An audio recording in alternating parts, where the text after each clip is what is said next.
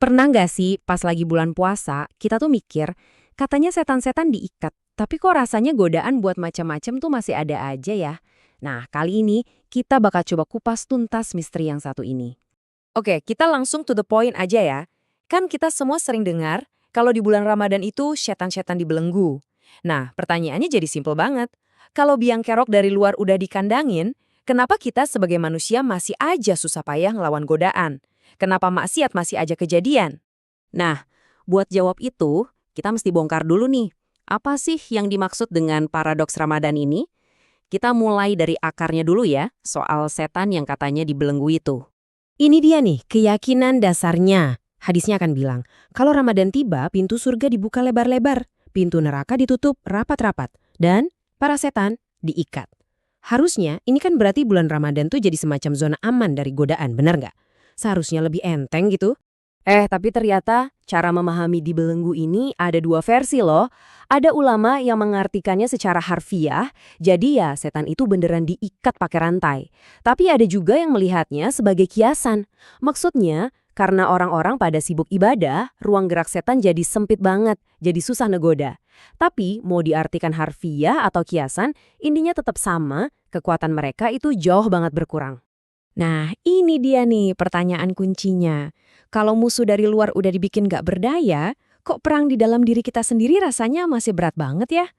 Pasti ada something else nih yang jadi biang keladinya. Oke, sekarang kita geser fokus penyelidikan kita. Gak usah lagi nyari-nyari musuh di luar sana. Yuk kita lihat ke dalam, karena ternyata ada tersangka utama yang selama ini tinggal bareng kita. Dan inilah dia pelakunya, nafsu amarah. Nah, ini penting banget buat dipahami. Nafsu amarah ini bukan makhluk dari luar, bukan. Ini tuh bagian dari diri kita sendiri, ego kita yang emang punya setelan pabrik buat ngajak ke hal-hal yang negatif dan nurutin semua kemauan tanpa filter. Jadi, coba bayangin situasinya begini. Di bulan Ramadan, musuh dari luar, yaitu setan, itu lagi cuti paksa. Udah dibelenggu. Tapi, musuh yang ada di dalam, yaitu nafsu kita sendiri, dia tuh nggak kenal tanggal merah, nggak pernah libur. Dia selalu aktif, 24 jam sehari, 7 hari seminggu, terus-terusan bisikin ini itu. Nah, disinilah letak pencerahannya.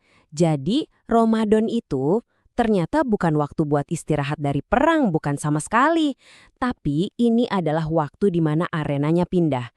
Pertarungannya bukan lagi ngelawan musuh dari luar, tapi jadi duel satu lawan satu melawan diri kita sendiri. Terus gimana dong cara kita menang di duel ini? Tenang aja, kerennya Ramadan itu dia nggak cuma nunjukin masalahnya, tapi juga ngasih kita senjatanya. Coba deh bayangin, Ramadan itu kayak sebuah madrasah atau bootcamp spiritual super intensif selama 30 hari. Tujuannya apa? Ya cuma satu, melatih, mendisiplinkan, dan pada akhirnya menjinakkan nafsu kita yang sering kali liar itu. Dan senjata andalan kita di bootcamp ini, seperti yang disebutin di hadis ya, puasa itu sendiri. Puasa itu adalah junnatun, sebuah perisai. Tapi gimana sih cara kerjanya perisai ini? Gini nih cara kerjanya, simpel kok. Pertama, kita nahan lapar dan haus. Secara fisik, ini langsung motong pasokan bahan bakar buat nafsu duniawi kita, atau yang biasa disebut syahwat. Nah, pas dorongan fisik ini mulai melemah, sisi spiritual kita jadi punya kesempatan buat ambil alih kendali, kayak ngasih ruang buat roh kita buat jadi lebih dominan. Hasilnya, kita jadi lebih kuat secara spiritual. Oke, setelah ikut bootcamp sebulan penuh, terus tujuan akhirnya apa? Ijazah apa sih yang kita harapkan dari madrasah Ramadan ini? Tujuannya adalah untuk mencapai sebuah level yang disebut mukhlas. Ini beda ya sama sekedar ikhlas. Mukhlas itu adalah sebuah tingkatan di mana keikhlasan kita udah begitu murni sampai Tuhan sendiri yang ngasih kita benteng spiritual. Keren banget kan? Orang yang udah di level ini tuh seakan-akan dapat perlindungan khusus, jadi lebih kebal dari bisikan setan dan dorongan nafsu. Nah, inilah wujud lulusan terbaik dari Madrasah Ramadan. Seseorang yang benar-benar jadi kapten atas kapalnya sendiri, bisa megang kendali penuh atas nafsunya, dia bisa milih taat daripada nurutin impuls sesaat. Dan yang paling penting, dia punya benteng pertahanan spiritual yang kokoh banget. Eits, tapi tunggu dulu. Kelulusan ini bukan berarti ceritanya selesai. Justru disinilah ujian yang sesungguhnya baru akan dimulai.